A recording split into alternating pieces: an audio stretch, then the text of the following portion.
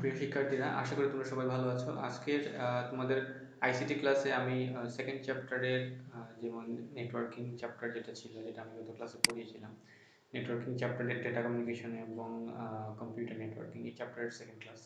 তো গত সপ্তাহে ক্লাসটা হয় নাই, কারণ গত সপ্তাহে একদিন কারেন্ট ছিল না।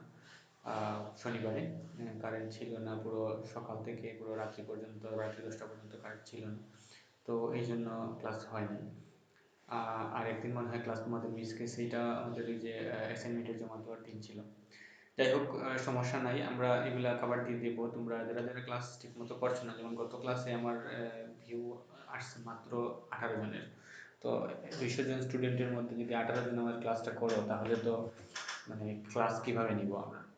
তো আমার মনে হয় আসলে এখন ক্লাসগুলো করা জরুরি, কারণ তোমাদের কিন্তু একটা পরীক্ষার রুটিন দেওয়া হয়েছে, তোমরা মনে হয় দেখছো। ঠিক আছে, তো এই রুটিন অনুযায়ী তোমাদের পরীক্ষা হবে, এবং এই পরীক্ষা অনুযায়ী তোমাদের সেকেন্ড ইয়ারে তোমরা উঠবে কি না সেটা ডিসাইড করবো আমরা। তো যারা যারা ক্লাস করোনি বা করছো না, তোমরা এই পরীক্ষা যদি ঠিকমতো পাস করতে না পারো, তাইলে কিন্তু হবে না। তাইলে তোমাদেরকে কি করতে হবে? ক্লাস ঠিকমতো মনোযোগ দিয়ে করতে হবে। এবং আমরা যেমন আমি আগামী ক্লাসে তোমাদের সাজেশন দিয়ে দিব যে কোন কোন জায়গা থেকে পরীক্ষা হবে, এবং তোমরা এই সাজেশন অনুযায়ী সবগুলা পড়াশোনা করতে হবে। এবং আমার ক্লাস ঠিকমতো যদি না করে থাকো, তাহলে পূর্বের ক্লাসগুলো আগে থেকে ঠিকমতো দেখতে হবে। ঠিক আছে, তো আজকে আমাদের সেকেন্ড চ্যাপ্টারের টপিকসটা হলো ব্যান্ডউইথ। ব্যান্ডউইথ মানে কি? ব্যান্ডউইথ মানে হলো বিট পার সেকেন্ড। ঠিক আছে, বিট পার সেকেন্ড মানে কি? মনে করো কোন একটা নির্দিষ্ট, যেমন সংজ্ঞাতে দেওয়া আছে, এখানে দেখো তোমরা, কোন একটি নির্দিষ্ট সময়ের চ্যানেল দিয়ে যে পরিমাণ ডেটা স্থানান্তরিত হয়, তাকে তার পরিমাণকে ব্যান্ডউইথ হিসেবে পরিমাপ করা হয়। একে ডেটা ট্রান্সমিশন স্পিড হিসেবেও চিহ্নিত করা হয়। মানে মনে করো কোনো মাধ্যম দিয়ে, যেমন মনে করো আমরা যদি টেলিফোনের কথা বলি, তাহলে টেলিফোনের তারটা হচ্ছে টেলিফোনের মাধ্যম। এই তার দিয়ে যখন প্রতি সেকেন্ডে যে পরিমাণ বিট, মানে আমাদের সংকেত প্রেরণ হবে, যে পরিমাণ সংকেত প্রেরণ হবে, সেই পরিমাণটাকে ব্যান্ডউইথ বলা হয়। ঠিক আছে, তো এটাকে আবার ডেটা ট্রান্সমিশন স্পিডও বলা হয়। এটার পরিমাণ যত বেশি হবে, আমাদের মানে ইয়ের পরিমাণটা তত বেশি হবে, মানে কমিউনিকেশন স্পিডটা তত বেশি হবে, আমরা তত ফাস্ট কমিউনিকেট করতে পারবো। তো ব্যান্ডউইথের উপর ভিত্তি করে, যেমন আমরা অনেক সময় দেখি যে আমাদের মোবাইলের যে ইন্টারনেট স্পিড, এটা দেওয়া থাকে যে 200 1 Mbps, 2 Mbps, 10 Mbps।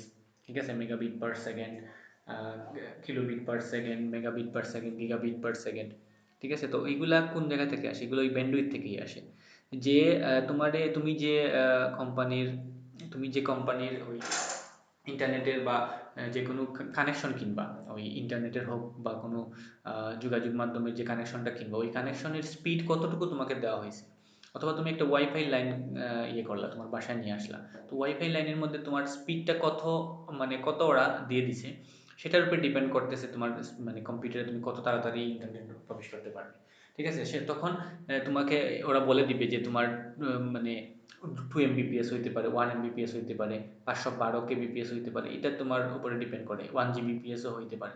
তো এটা যদি যে পরিমাণ হবে, তোমার যত বেশি হবে, তত তোমার স্পিড তত বাড়বে। আর এটাই ব্যান্ডউইথ। ঠিক আছে, মানে আমি আবার সংজ্ঞাটা বলি, কোনো নির্দিষ্ট সময়ে চ্যানেল দিয়ে, মানে কোনো মাধ্যম দিয়ে আর কি, যেমন তার হইতে পারে বা ওয়্যারলেস মাধ্যম হইতে পারে, এইগুলা দিয়ে যে পরিমাণ ডেটা প্রতি সেকেন্ডে ট্রান্সফার হয়, ঠিক আছে, স্থানান্তরিত হয় বা ট্রান্সফার হয়, তার পরিমাণকে ব্যান্ডউইথ হিসেবে পরিমাপ করা হয়। একে ডেটা ট্রান্সমিশন স্পিডও বলা হয়ে থাকে।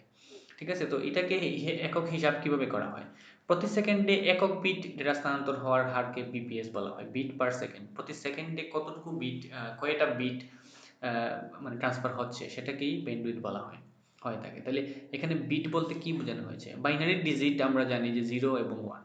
ঠিক আছে, তো বাইনারি ডিজিট থেকে ওই বিট নাম নেওয়া হয়েছে, বাইনারি থেকে বি, এবং ডিজিটের লাস্টের দুইটা অক্ষর যেমন আইটি, এই এখান থেকে বাইট মানে বিট নেওয়া হয়েছে, বিআইটি। বাইনারির বি আর ডিজিটের আইটি, বিট নেওয়া হয়েছে। বিট বলতে বোঝানো হয় এখানে শুধুমাত্র 0 অথবা 1, মানে একটি বিট সমান বাইনারি তথ্য অনুযায়ী 0 অথবা 1।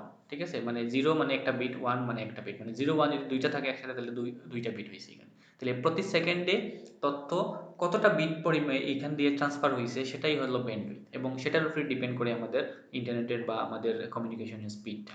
ঠিক আছে, আবার এখানে লেখা আছে 8 বিটে 1 বাইট সমান 1 ক্যারেক্টার। এটা মনে রাখতে হবে যে এক বিট তো হলো 0 অথবা 1, এবং 8টা এরকম করে 8টা 0 1 মিলে 8টা বিট মিলে হয় একটা বাইট, এবং 8টা বাইট মানে বিট মিলে 1 বাইট অথবা 1 ক্যারেক্টার হিসেবে আমরা নাম দিতে পারি। আবার এখানে লেখা আছে কেবিপিএস হলো কিলোবিট পার সেকেন্ড, মানে 1024টা বিট মিলে হয় 1 কিলোবিট। ঠিক আছে, কেবিপিএস 1 কেবিপিএস মানে 1024টা এখানে বিট আছে। আবার 1 এমবিপিএস হলো মেগাবিট পার সেকেন্ড। এখানে 1024 কিলোবিট, ওই যে আগে পড়ছিলাম 1024 বিটে হয় 1 কিলোবিট, এরকমভাবে 1024 কিলোবিটে হয় 1 মেগাবিট। ঠিক আছে, আবার ওই জিবিপিএস হলো গিগাবিট পার সেকেন্ড, মানে ওই যে মেগাবিট আমরা পড়ছিলাম ওই 1024 মেগাবিটে হয় 1 গিগাবিট।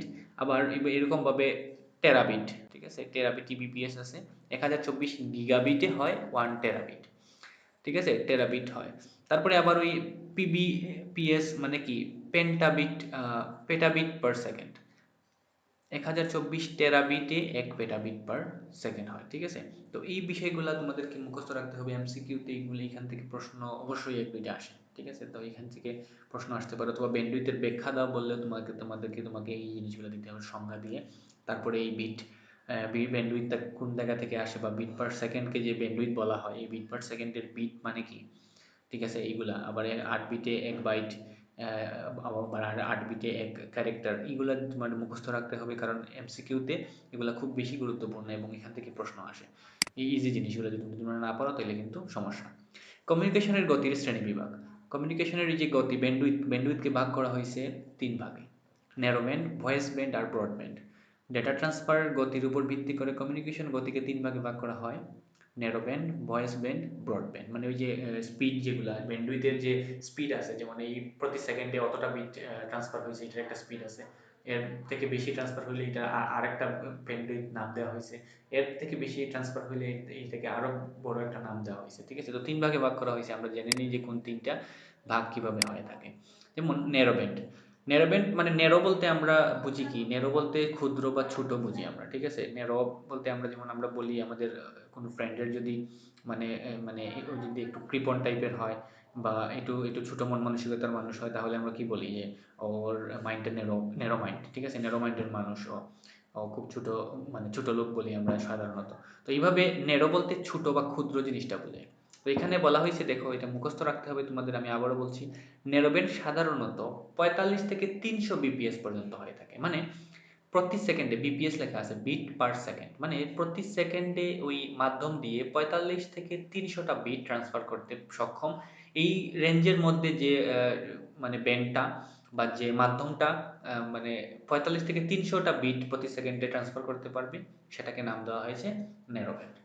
ঠিক আছে, এই ব্যান্ড ধীর গতি সম্পন্ন ডেটা ট্রান্সমিশনের ক্ষেত্রে ব্যবহার হয়ে থাকে।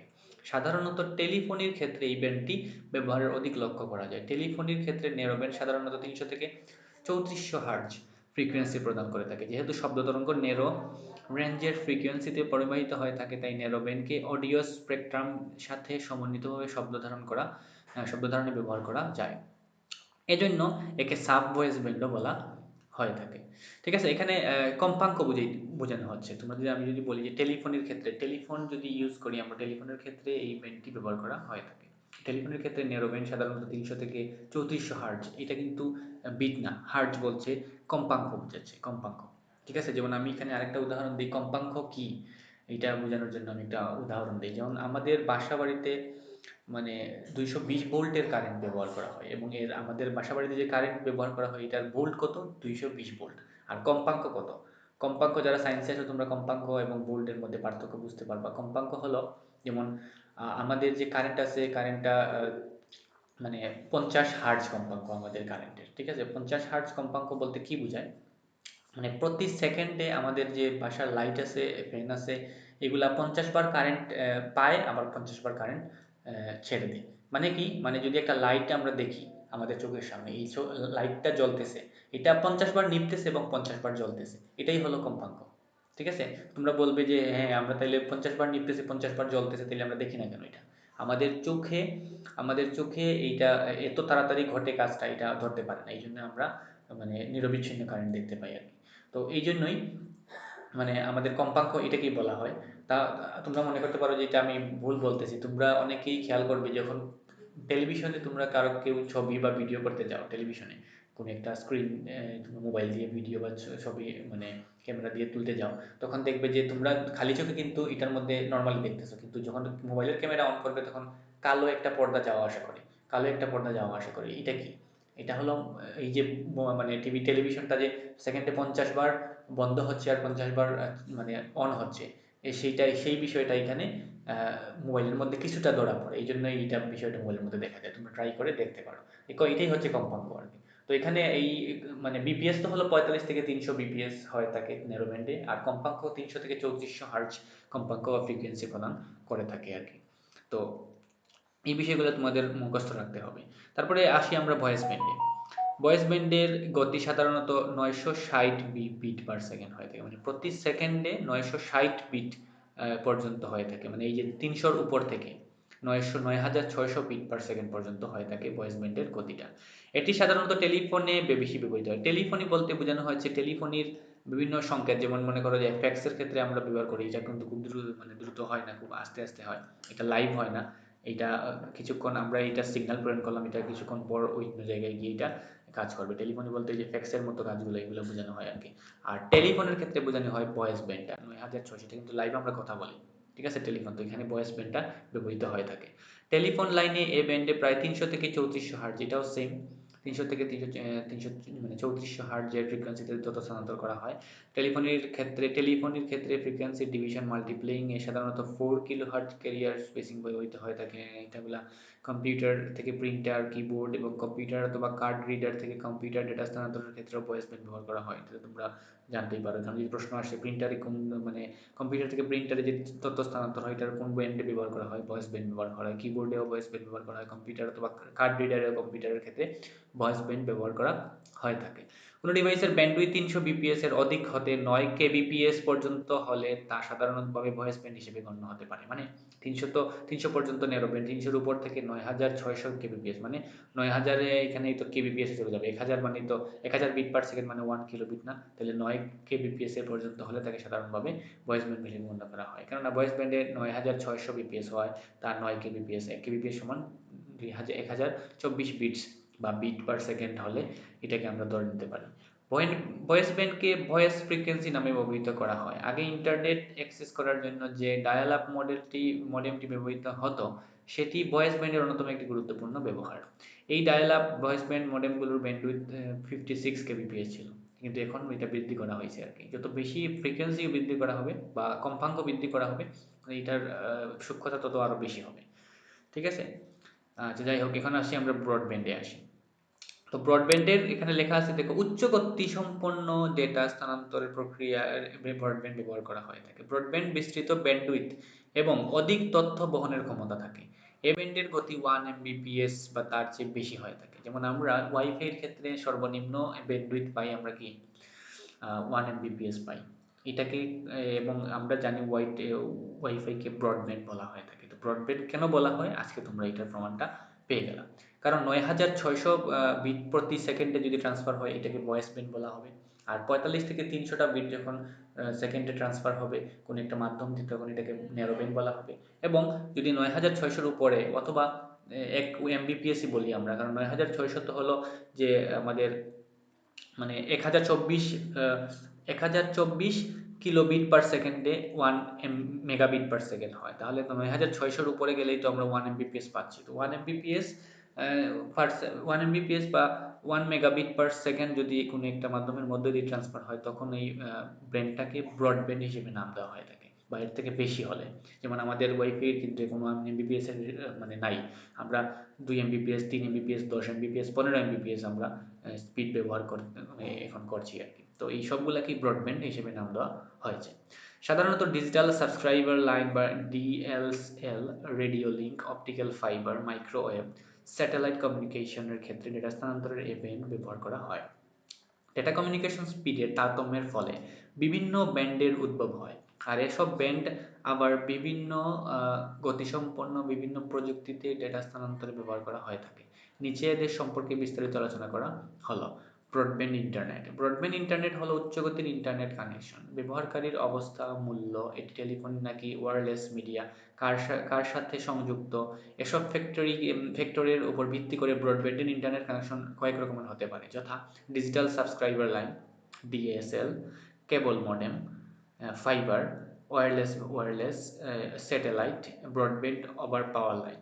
তো এই ধরনের মানে উচ্চগতির উপর ডিপেন্ড করে, যেমন আমরা যেটা ব্যবহার করি, যেমন ওয়্যারলেস বা মোবাইল নেটওয়ার্কে যেটা ব্যবহার করি সেটা ওয়্যারলেসের মধ্যে হয়, মোবাইল নেটওয়ার্কে যেটা ব্যবহার করি আমরা। কেবল মডেম হলো যে আমরা আমাদের ওয়াইফাই লাইন থেকে যে কম্পিউটারের যে লাইনটা আসে সেটা হলো কেবল মডেম। ফাইবার অপটিক হলো আমাদের ওয়াইফাইয়ের যে লাইনটা থাকে কালো একটা ডিসের তারের মতো, সেটা কিন্তু অপটিক্যাল ফাইবার বা ফাইবার অপটিক নাম দেওয়া হয়েছে এটাকে। ঠিক আছে, আমরা পরবর্তীতে এইগুলো যে মাধ্যম সম্পর্কে জানবো, কোন মাধ্যম কোন মানে গতি কতটুকু বা কোন কোন তার ব্যবহার করতে হবে আমাদের, যদি ওয়্যার মাধ্যমের মধ্যে কোন তার ব্যবহার করলে স্পিড বেশি আসে কম আসে, আমরা এই তারগুলোর বর্ণনা পড়বো এবং দেখতে কিভাবে হয় না হয় সেগুলো সব কিছু বর্ণনা আমরা ভবিষ্যতে এই চ্যাপ্টারের মধ্যেই দেওয়া আছে, আমরা পড়ে নিব। ঠিক আছে, তো ব্রডব্যান্ড সম্পর্কে আমরা এখানে জানলাম। তো আজকের পরবর্তীতে আছে দেখো ডিজিটাল সাবস্ক্রাইবার লাইন ডিএসএল। এটি একটি তারভিত্তিক ট্রান্সমিশন প্রযুক্তি যা ট্র্যাডিশনাল টেলিফোন লাইনের ভেতরে দিয়ে দ্রুত ডেটা ট্রান্সমিশন করতে পারে। এর ব্যান্ডউইথ 10 কেবিপিএস থেকে মিলিয়ন এমবিপিএস পর্যন্ত হতে পারে। ঠিক আছে, কেবল মডেম কি আছে, ফাইবার অপটিক আছে, কেবল মডেমটা একটু পড়ি। ডিস কানেকশন দেওয়া কোএক্সিয়াল কেবলের মাধ্যমে ব্রডব্যান্ড কানেকশন দেওয়াকে কেবল মডেম ব্রডব্যান্ড কানেকশন বলা হয়ে থাকে। যেমন আমরা যে দেখি ডিসেল লাইনের মাধ্যমে আমরা যে দেখি, মানে আমাদের মানে স্যাটেলাইট চ্যানেলগুলো দেখি, সেগুলোতে কিন্তু কোনো বাফারিং করে না, তো সেগুলোর যে তার মধ্যে দিয়ে আসে সেগুলোকে কেবল মডেম বলা হয়ে থাকে।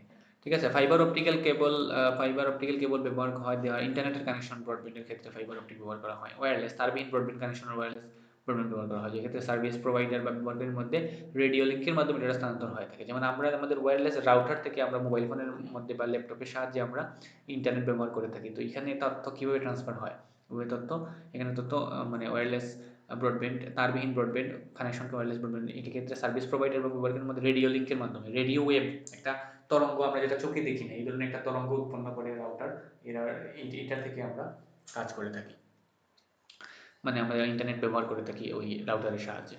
ঠিক আছে, স্যাটেলাইট মানে কি, পৃথিবী পৃষ্ঠের উপরে মানে কক্ষপথে স্থাপিত স্যাটেলাইট যেভাবে টেলিফোন এবং টেলিভিশনের সার্ভিসের জন্য ডেটা লিঙ্ক প্রদান করে, ঠিক একইভাবে এটি ব্রডব্যান্ড কানেকশনের জন্য লিঙ্ক প্রদান করে থাকে। এটি ওয়্যারলেস কানেকশনের বিকল্প একটি রূপ হিসেবে ব্যবহৃত। যে সমস্ত অঞ্চলে ফিজিক্যাল কানেকশন স্থাপন করা দুরূহ, সেসব অঞ্চলে স্যাটেলাইট ব্রডব্যান্ড কানেকশনের মাধ্যমে ইন্টারনেট সংযোগ প্রদান করা হয়ে থাকে। যেমন আমি বলি তোমাদের, যেমন মনে করো আমেরিকায় একটা অনুষ্ঠান সম্প্রচার করা হচ্ছে, এখন আমরা এখানে বাংলাদেশে বসে সেটা কীভাবে দেখবো, সেটা বাংলাদেশে বসে কীভাবে দেখা যায়, ওই স্যাটেলাইটের মাধ্যমে দেখা যায়। ওইখান থেকে যে তথ্যগুলা বা যে প্রোগ্রামটা ট্রান্সফার করা হচ্ছে সেটা কিন্তু স্যাটেলাইটের মধ্যে ট্রান্সফার করা হচ্ছে, ওই স্যাটেলাইট থেকে আমাদের স্যাটেলাইটে আসছে এবং আমাদের স্যাটেলাইট থেকে আমাদের দেশের বিভিন্ন কোম্পানি সেটাকে ক্যাপচার করে আমাদেরকে প্রদান করছে এবং আমরা এর বিনিময়ে তাদেরকে টাকা প্রদান করছি। তো এইগুলাই স্যাটেলাইটের সিস্টেম আর কি, স্যাটেলাইটের সাহায্যে এইভাবেই তথ্য প্রদান করা হয়ে থাকে।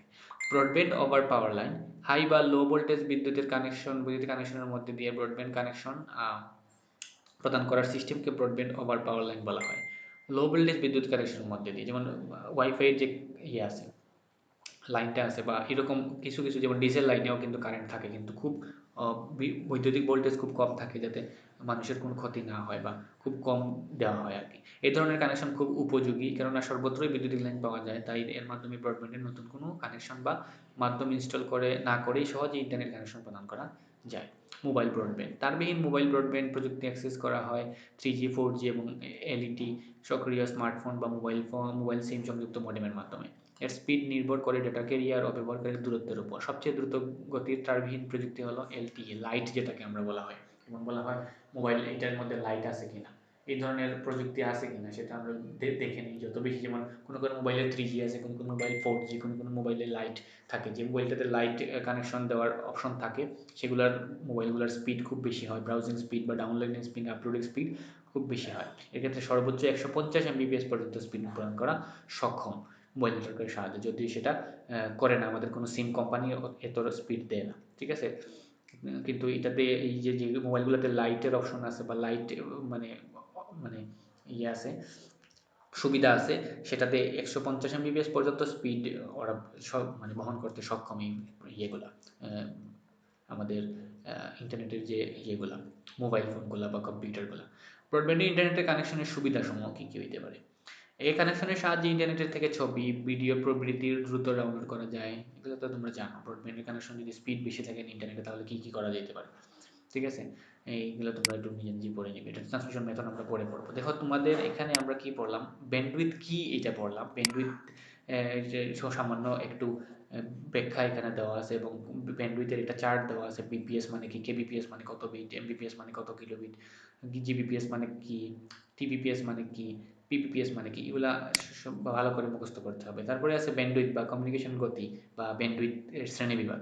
৩ ভাগে ভাগ করা হয়েছে। ন্যারো ব্যান্ড, এটার ব্যাখ্যা পড়লাম। ভয়েস ব্যান্ড, এটার ব্যাখ্যা পড়লাম।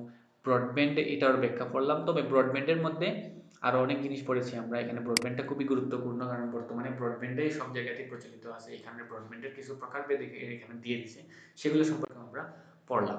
তো এগুলো খুব ভালোভাবে সুন্দরভাবে মুখস্থ করে নিতে হবে। তোমাদের এখান থেকে প্রশ্ন আসার সম্ভাবনা আছে, ব্যান্ডউইথ থেকে একটি, ঠিক আছে? তো এই জিনিসগুলো তুমি একটু ভালো করে বুঝে নিও। যদি না বুঝো তাহলে আমাকে অবশ্যই কমেন্টে জানিয়ে দিবা। আমি পরবর্তী ক্লাসেও আবার যে জিনিসটা তোমরা বুঝোনি সেটা আলোচনা করব, ঠিক আছে? তো আজকে এই পর্যন্তই। ভালো থাকো সবাই। ধন্যবাদ সবাইকে।